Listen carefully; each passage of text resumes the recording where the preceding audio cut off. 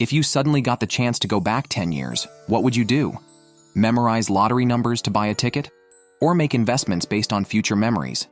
Our protagonist, Kyoya, unexpectedly gets this chance. In his past life, Kyoya loved watching anime and playing games. As an adult, he joined a company that developed games featuring beautiful girls. To succeed at work, he mastered every software tool necessary. However, the company turned out to be unscrupulous. Kyoya didn't make any money and ended up unemployed, returning to his parents' home. Seeing the Platinum Generation trio announce a joint game project filled him with envy. 10 years ago, Kyoya was accepted into two universities, a regular university's economics department and an arts university's film and media department.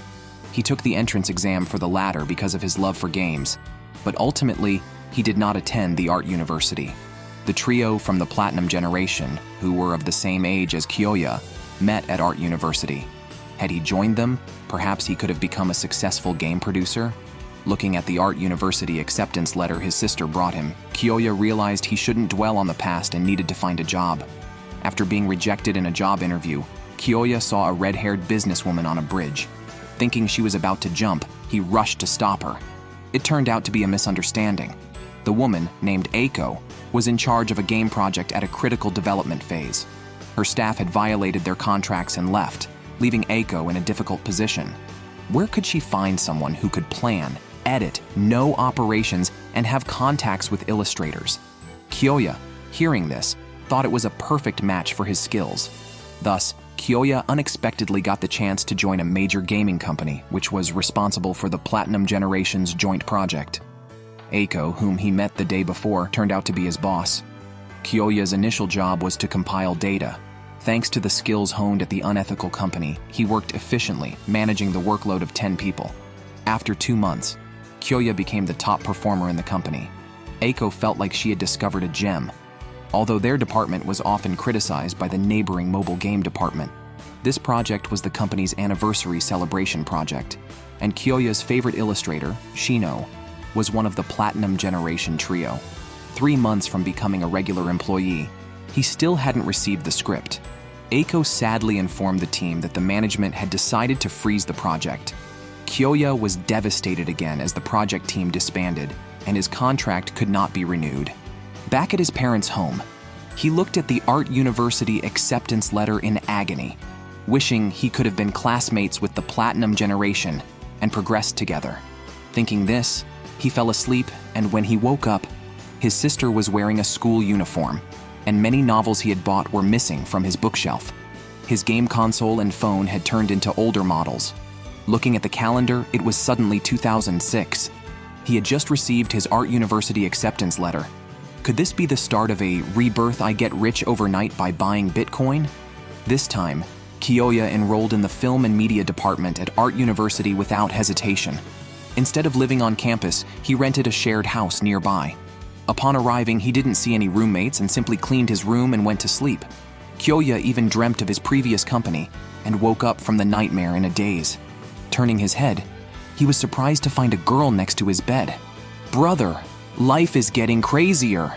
The girl casually used the yogurt Kyoya had the day before. The noise they made woke up the other 2 roommates who barged in. Kyoya quickly explained that someone had unexpectedly appeared in his bed. The girl said she was a new roommate and had used his bedding because hers hadn't arrived yesterday. "Do you think we, the police, would believe your story? Take her away." Eventually, the roommates were all together, 2 men and 2 women. The blonde girl was named Nanako, and the girl who crawled into Kyoya's bed was Aki. The other male roommate was Rokuonji, both of whom suspected something between Kyoya and Aki. However, the 4 became roommates, and coincidentally, all were students of the film and media department at Art University. The university had a notorious long slope. The 4 climbed it to reach their classroom.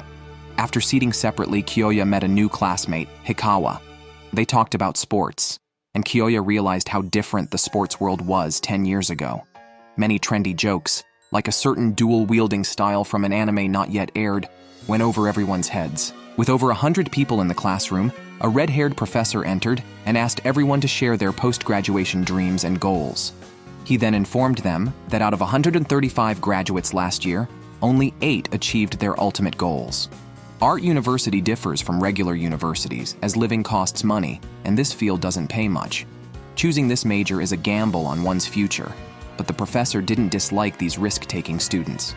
Kyoya, well aware of the industry pressures from a decade of grinding, packed up to leave the classroom but found a student ID. Looking up, it belonged to his former boss Eiko, who obviously didn't recognize him now. Kyoya officially began his studies at Art University. New students initially learned by following seniors on film sets. While everyone was somewhat clueless, Eiko quickly became the center of attention. Kyoya also started to study hard, worried about keeping up with the platinum generation. However, he found his 3 roommates either working or playing, showing little interest in their studies. Seeing their relaxed attitude, Kyoya was surprisingly relieved. If everyone was as driven as Eiko, he would be overwhelmed.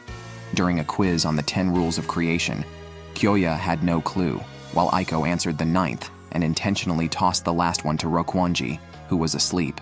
Rokuanji quickly answered the question correctly with just a glance. Damn, he really pulled it off! Kyoya sighed, realizing he couldn't let his guard down. Is the king of cramming right beside me? Kyoya also noticed that although he had experience with on-site production from the future, his basic knowledge was far behind the other students, so he needed to work twice as hard. Aki, while not understanding the lessons, showed a great interest in photography. Kyoya wondered if Aki wanted to become a photographer in the future. At that moment, Eiko approached and told Kyoya that he had joined a ninjutsu club with many female ninjas and recommended they both join. The two, intrigued, decided to check it out but found no one at the club. 2 senior students found them and took them to a dinner gathering for new students.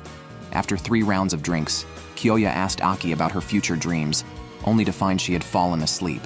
Kyoya carried Aki back to the dormitory. When Aki woke up, she commented that Kyoya seemed worried despite his proficiency and seeming ability to do anything.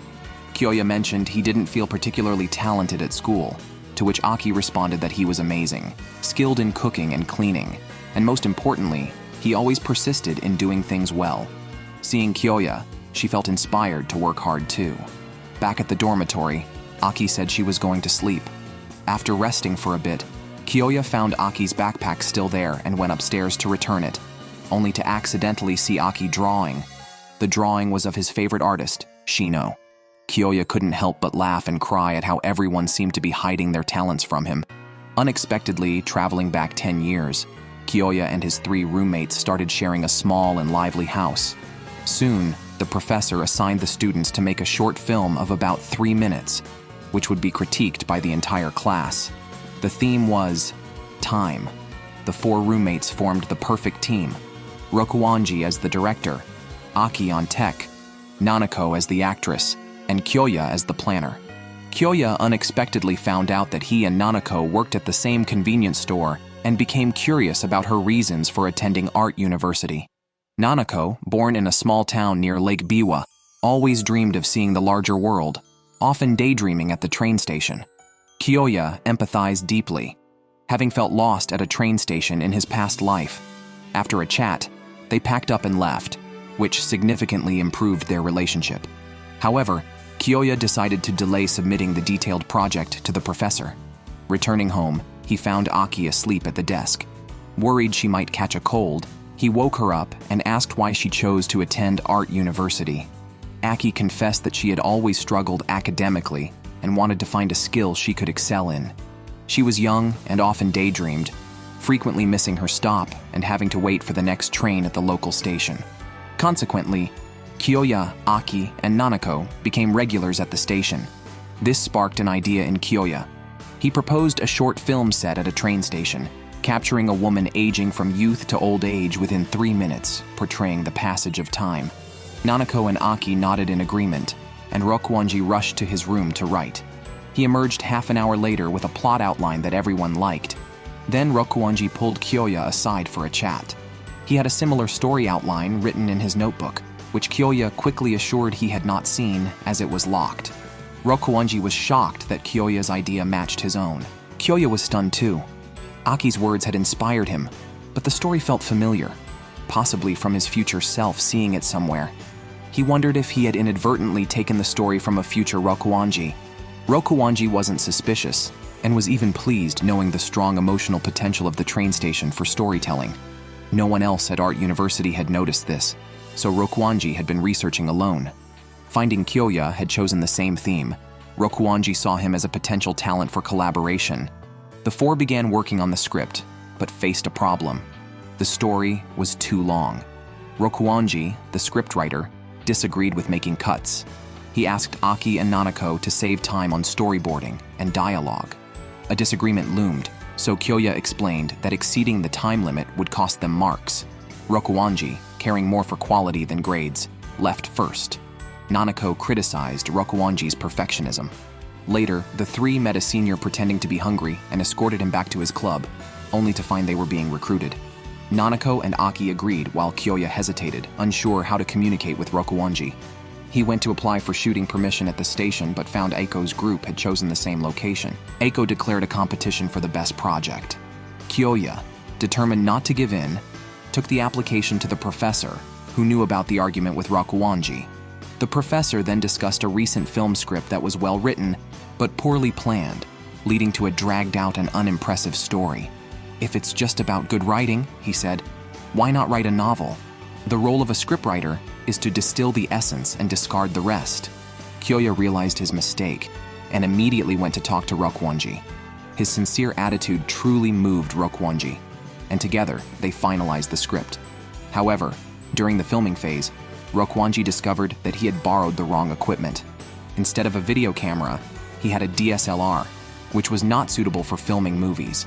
Kyoya remembered his past failures and resolved to find a solution himself. He managed to edit the videos meticulously, and even the group members hadn't seen the final product. The professor gathered everyone to view the filming assignments. Aiko's work was a silent film, which, without sound, appeared more beautiful and delicate, earning unanimous praise from the class. Next was the Kitayama group's film. With both teams using a train station backdrop, comparisons were inevitable. When their film started, it turned out to be a sequence of photos pieced together. Kyoya, known for his skill in salvaging discarded materials to create a film, had joined the art society and learned stop-motion photography from a senior who was skilled in photography. Nanako acted according to the script, and Kyoya would select the photos for the final piece. However, dubbing required additional work in post-production, and the script also had to be adjusted. Rokuanji agreed to these changes without hesitation. This accidental venture into stop-motion photography turned out to be a classic creation. The brief 3-minute film depicted a person's growth through photographs, earning abundant applause and securing third place for Kyoya's group. Aiko's team won first place. The original polished scenario could have scored higher, if not for the accidental change in equipment. Interestingly, the other 3 members also admired Kyoya for his achievement, recognizing him as a future formidable rival. This was a fine example of healthy competition. Aiko felt that Kyoya deserved first place, but the professor, cunning and perceptive, knew they had used the wrong equipment. However, he was impressed by Kyoya's creativity and problem-solving skills under pressure. Therefore, the professor planned for Aiko and Kyoya's groups to collaborate. Aiko, while not admitting it, was indeed interested in Kyoya. She and the professor were actually sisters. Meanwhile, after work, Nanako invited Kyoya to a KTV session. She loved singing, and although her voice was clear and bright, her technique was poor. She sang with pure emotion. Aware of her limitations, she still loved singing and asked Kyoya to join her for practice sessions at KTV, believing that constructive criticism leads to improvement. Kyoya suggested that once Nanako improved her singing, they should upload videos of her singing to the internet. After all, a certain platform was set to launch next year. Nanako agreed to this idea. Later, they attended the Art Society's welcome event, where they met 3 seniors, one skilled in photography, one in pottery, and a second-year vocal major who was also a senior in the dance club. Aki lamented that the seniors were all very interesting. She asked Kyoya if he had discovered he could paint. Kyoya nodded, and Aki shared that she enjoyed painting but lacked confidence, which led her to attend Art University. She hoped to possibly switch careers through art someday, but planned to give up painting if she couldn't endure it any longer. Kyoya was alarmed to hear this, as Aki's paintings were his favorite, and he considered them his spiritual sustenance for the next decade. Upon hearing Kyoya's appreciation for her art, Aki was very pleased and promised to strive in her painting, aiming to create the world Kyoya wished to see in her artwork. Ding dong, congratulations to the player for securing a promise from a future great artist. After the holidays, Kyoya's group and Eiko's group started collaborating on a film shot at the beach, but the two directors ended up arguing. Kyoya, being a mature man from the future, still felt embarrassed around swimsuit-clad girls. Eiko questioned Kyoya about the filming equipment, as freshmen were only allowed to borrow it for 1 day, yet their filming time had extended to 3 days and 2 nights. Kyoya revealed that he had worked part-time helping a senior with their project, in exchange for the right to use the equipment during downtime. If the professor found out, he would be furious. A passing junior overheard and offered to keep their secret. Afterwards, the short film concluded, but Eiko felt it lacked something. Although the effects were good, it felt subpar. Eventually, the last film revealed that the difference lay in the acting, leading to criticism of Nanako's acting. Despite her good performance, the Kitayama group won the award, sparking even more discussion. Everyone thought the last film's acting overshadowed Nanako. The professor told her that in film, excellent acting can be useless with a poor script and director. Nanako's issue was her lack of engagement. At the banquet, Nanako tried to hide her disappointment. Hikawa invited her to sing, and unexpectedly, Nanako hit high notes impressively. Eiko then asked Nanako if she really wanted to be a singer, not an actor. It seemed her acting was detached because she was afraid of committing fully, fearing rejection. Thus, she acted casually, so that no blame would fall on her if there were issues. Nanako admitted she hadn't been serious because she loved singing from a young age but was always off-key. She thought it better to fake it than be ridiculed. Eiko pointed out that Nanako hadn't tried to solve her problem. Despite attending art university, she didn't choose the music department or take formal music lessons. She claimed she wasn't good enough without real practice, even though she had great potential.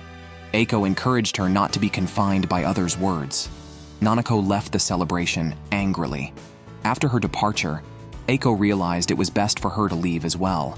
If Nanako wanted, she could even leave the team. Nanako didn't speak to anyone for a long time. Aki really hoped Nanako would pursue what she loved. Rokuanji also felt it would be a shame to regret not trying something later on. He suggested that she should at least try and confirm if she really can't sing before giving up. Kyoya discussed with Eiko, who admitted she was somewhat jealous of Nanako's talent and training since childhood. From the moment she heard her sing, Eiko believed Nanako was meant to be a singer. So, Kyoya decided to help Eiko.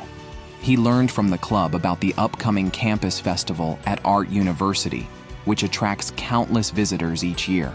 The art club usually applied for a classroom to exhibit their works. However, a senior in photography secretly applied to set up a maid cafe instead.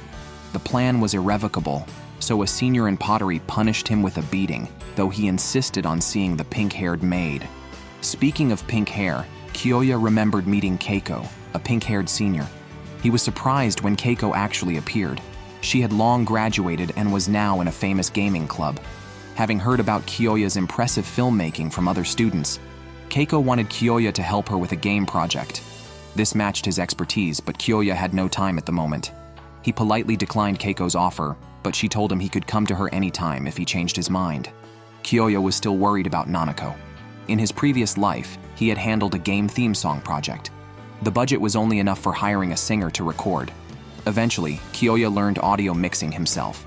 Inspired by this memory, he suddenly had an idea. He played a song he mixed for Nanako, motivating her to seriously practice until she could sing on key. Following this, Nanako really began practicing under the guidance of a senior from the vocal club, making noticeable improvements. As the campus festival approached, Nanako had improved but was still unsure about her future.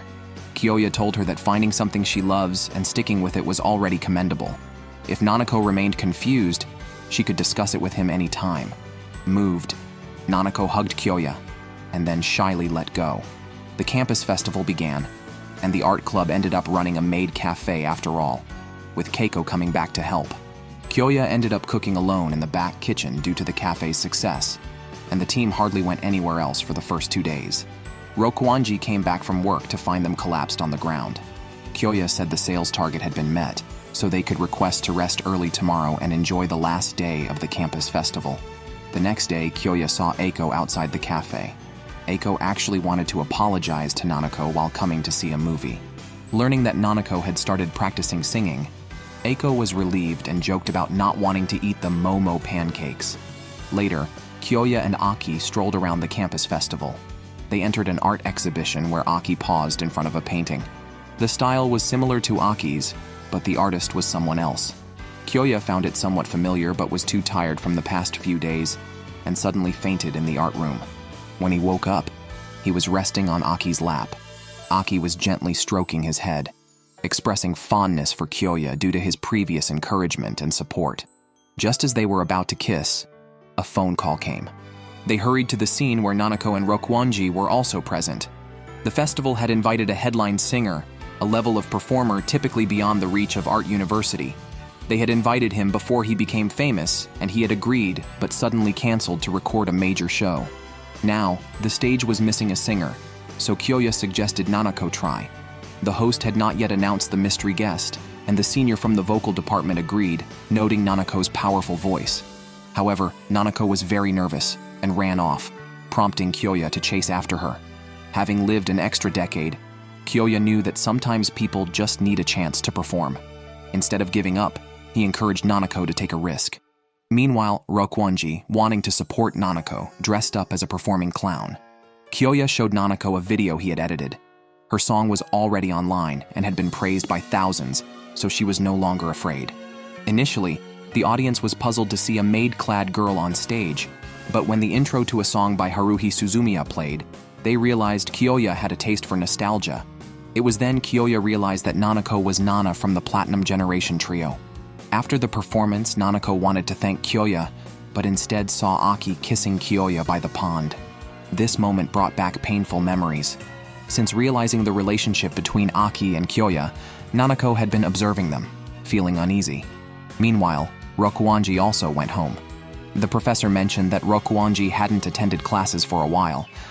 Everyone was worried about his health due to his hard work, so Rokuanji decided to skip work and go to class the next day. The next day, when Kyoya got up, he found Aki stopping Rokuanji from going to work because Rokuanji looked pale and had just vomited in the bathroom. Despite insisting he was fine, Rokuanji fainted the next moment. The hospital diagnosed him with severe overwork and said he needed to rest. Kyoya asked why he was overexerting himself and offered help. Rokuanji, unusually irritable, realized his bad habit and immediately apologized. He had made a decision against his family's wishes. Coming from a family of doctors, Rokuanji wanted to pursue arts, leading to a fallout with his family. He was funding his university fees through his part-time jobs, which left him no time for classes. Rokuanji felt he had lost everything. Kyoya then told Rokuanji he had a solution to help him out of his financial difficulties. He had been considering this idea for a while. Kyoya took Rokuanji back to their shared room to discuss with everyone. They decided to create a doujin game that could be sold immediately upon release. The game needed a script, illustrations, and music. Rokuanji and Aki could handle the script and illustrations, and Nanako could take care of the music. As a hexagon warrior familiar with arrangement, Kyoya would coordinate the trio.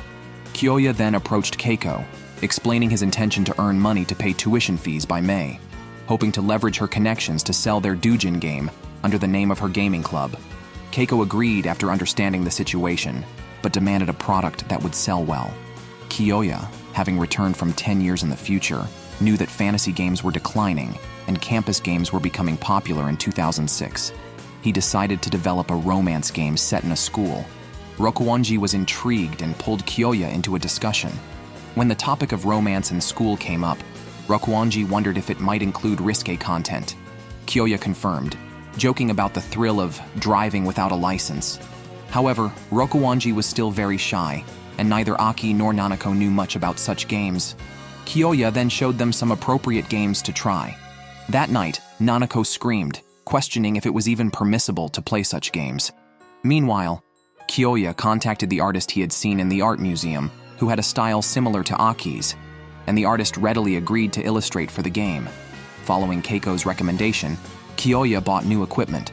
While out, they saw someone who looked like a young lady buying doujin books, but didn't think much of it and returned home. Kyoya was unsure whether to inform the professor, But Keiko and the professor had a history of working on games together, so the professor did not stop Kyoya and his friends from creating and selling their game. Everything is going smoothly, but Rokuanji played many games and found it unreasonable that the female characters fell for the protagonist without him doing anything. Nanako is also confused about how to arrange the music on the computer. Then Aki complained that drawing character illustrations is really challenging. Even Kyoya, the hexagon warrior, can't manage everything alone. Consequently, all four of them looked dispirited during classes. Kyoya had to take care of the other three, and Eiko noticed this. After class, Eiko asked Kyoya what they were up to. Kyoya explained honestly and asked Eiko to keep it a secret because it concerned Rokuanji's dignity. Eiko decided to help Kyoya with some tasks, but still worried about his stress. She laughed. Never underestimate the power of a top-tier corporate slave. Rokuanji's script was good but too narrative-heavy and lacking in dialogue. This is a big issue for a romance game. Not speaking can easily lead to a lifetime of being single. Rokuanji gritted his teeth and decided to revise the script. At dinner, Aki mentioned a fancy car and a young lady outside the school recently. Rokuanji's expression turned sour, and he packed his bags to run away for a day. However, he was too late and was blocked by the young lady and her bodyguard. She hugged Rokuanji excitedly. Her name is Sayuri, and she's Rokuanji's fiancé. They are childhood friends, and it seems Sayuri plans to win Rokuanji back and take him home. Then, a renowned painting scene unfolded where Sayuri fed Rokuanji some meat. Aki and Nanako cornered Kyoya, saying, "Come on, darling, open up." Two people in the room are seemingly winners in life, but Rokuanji feels Sayuri is more like a sister. He knows she likes him, but avoids communicating to spare her feelings. Although that's the case, Yuri from school still comes to see them, always bringing the best ingredients. Rokuanji, after much consideration, scrapped all the documents and wrote a new script from scratch. Kyoya was impressed after reading it, praising the pace, narrative, and dialogue. Rokuanji finally relaxed and could sleep well. It was then Nanako's turn, and she already had a rhythm in mind. After hearing it, Kyoya felt it was almost perfect, just a little refinement needed. The last problem was the CG illustrations. Aki is talented and can draw beautifully even in styles she's not familiar with.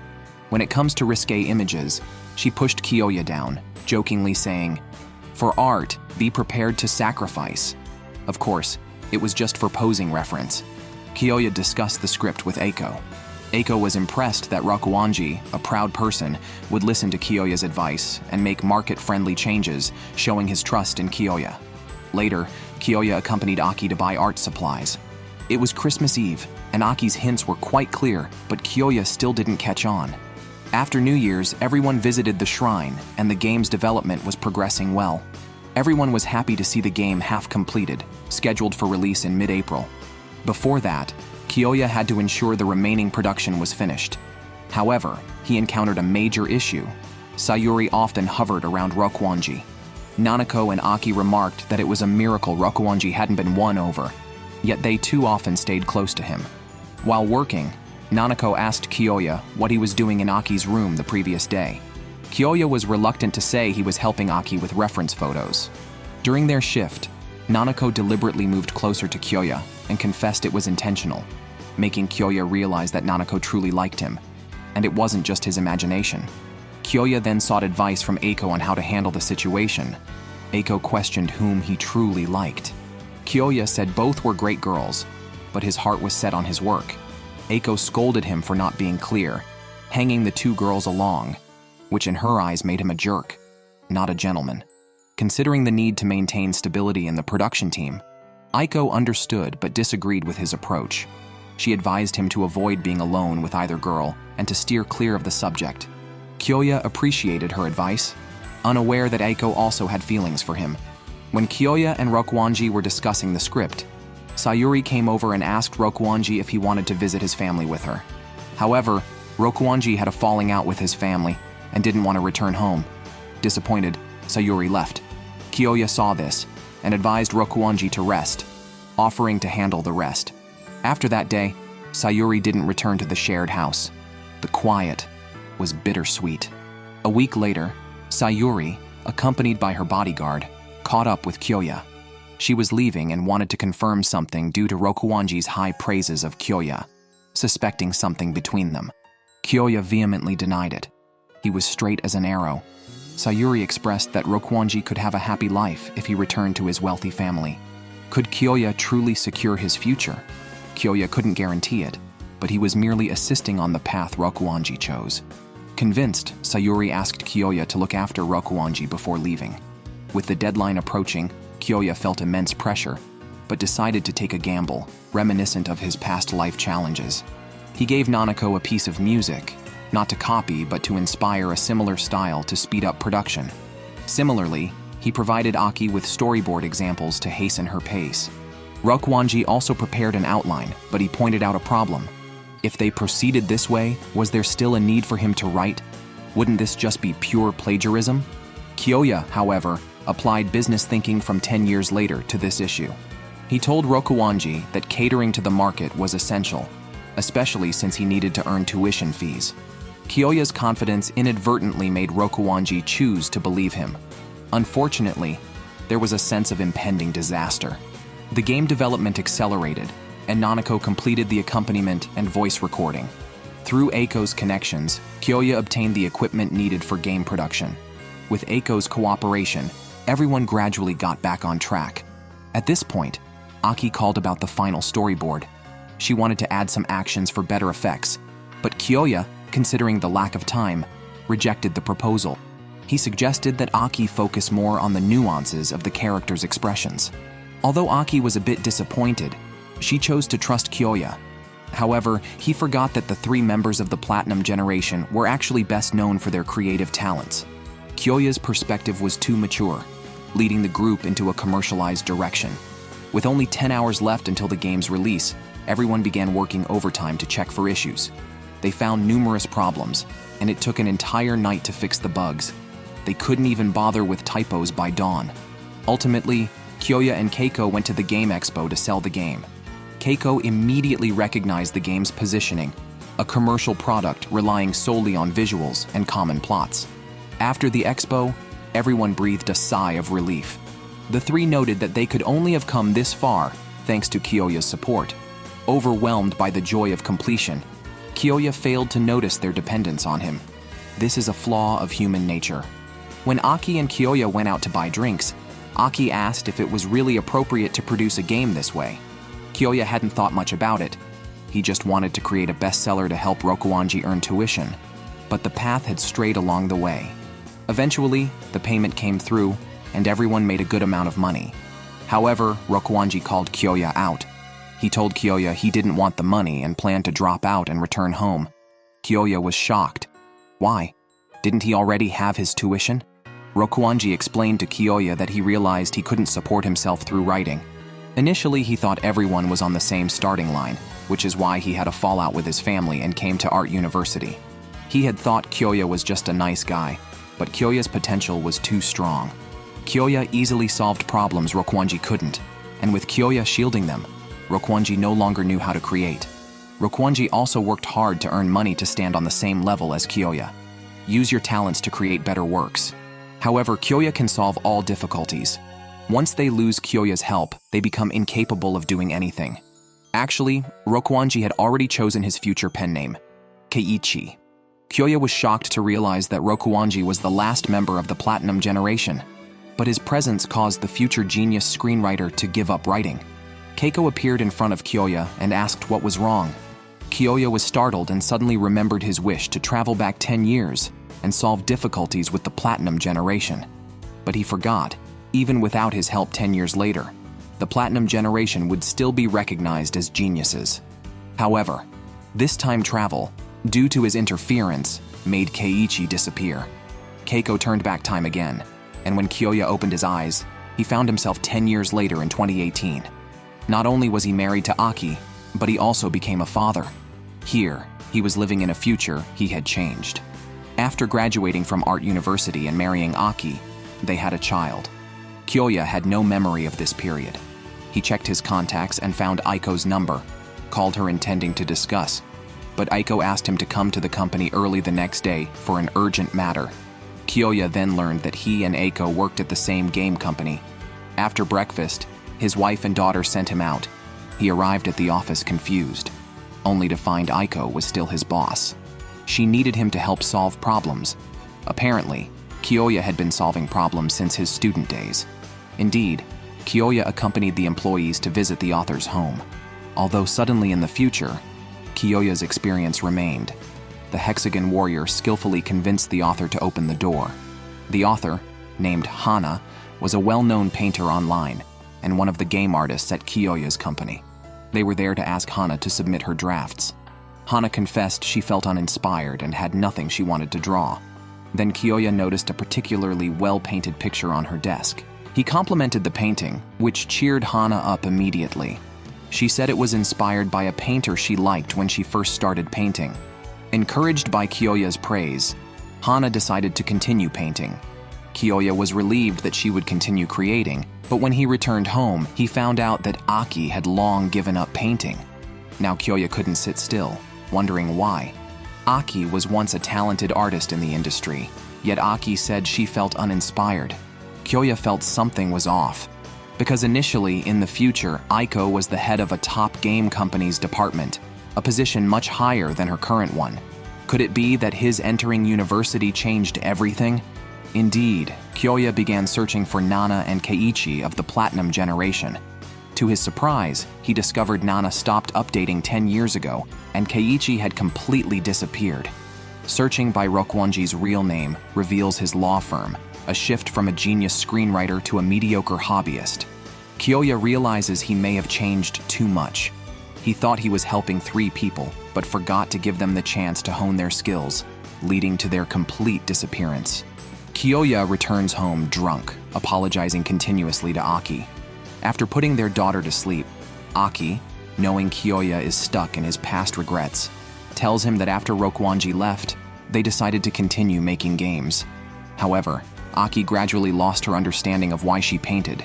Kiyoya, in his rush, distorted Aki's artistic ability, constantly praising her for work she didn't want to do. Eventually, Aki chose to quit painting, comforting Kiyoya that it was all in the past.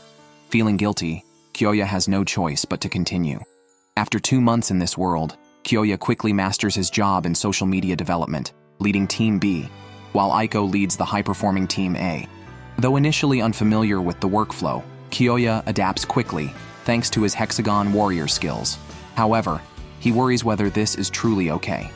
During a break, Kiyoya's daughter throws a tantrum for not spending time with her, and Aki, picking up a tossed teddy bear, tells her that every object has a unique soul and must be respected to avoid retribution. The company's new project stakes its future on this production. An editor who visited Hana with Kiyoya asks him to join her again. Mistaking them for delivery people, Hana lets them in but struggles with drawing. Kiyoya considers contacting Hana's favorite author for advice. At the company, he faces the boss's harsh criticism of Aiko. Hana's original drawings are behind schedule, and with a game set to launch in a month using the company's engine, Kiyoya worries about Aiko. During lunch, he learns the game is outsourced from another company with many demands already contractually agreed upon. The game is full of bugs, and Aiko has given up, a stark contrast to her usual determination. Kiyoya approaches the president to delay the launch, but the president insists on timing, suggesting they fix issues after launch. Kiyoya admits the engine can't support the launch. The boss agrees to change the engine, but insists Aiko take the blame. Considering his past interference with the Platinum generation, Kiyoya reluctantly lets the game launch, resulting in a bug-ridden mess and overwhelming negative reviews. Kiyoya was comforting his child at home when he received a call that the voice actors were pulling rare characters non-stop, causing players to notice uneven drop rates in the game. The gaming company responded poorly, resulting in a flurry of complaints and negative reviews. The game had to undergo indefinite maintenance due to a fatal issue with the engine. Aiko told the boss they needed to start over, but the boss insisted on patching it up since it was already live. Kiyoya wanted to help, but remembered Rokuonji and hesitated, deciding not to interfere. After sitting back down, Kiyoya saw an update in his email from Nana. She had been ready to give up singing and blamed the person who encouraged her to sing during college. However, he had truly helped her, and she wasn't ready to quit just yet. Using this as an opportunity, she decided to pick up her hobby again. At that moment, Kiyoya felt reassured. So, when he heard the president say there was no other way, Kiyoya stood up, confident he could find a solution. His first step was to replace the crucial engine, something Kiyoya had already prepared for. He redirected the budget from Team B's engine to Team A, acquiring a highly acclaimed engine that doubled their speed and left Team B with a backup plan. By reallocating the budgets, not only was there no loss, but there was even a surplus. Kiyoya asked a previous employee, known for her empathy with players, to handle the official website's apology, ensuring it would comfort the players. He also notified the previous voice actors to apologize, since they had faced much criticism for the game. Kiyoya gave the voice actors the choice to continue or not, offering them maximum respect and making it difficult for them to blame the company further. He then allowed ample time for script development, inspection, and maintenance, and increased the original compensation tenfold, effectively erasing any hard feelings from the players. He even gave the employees a 2-day holiday. The president was dumbfounded, wondering who the boss really was. Kiyoya reminded the president that trust was crucial. The game was rushed and not well received. Without showing genuine sincerity and a good attitude, they would lose more players. Rather than dwelling on the issue, it was better to apologize sincerely and thoroughly. The president had done this before and had indeed won back the players' forgiveness.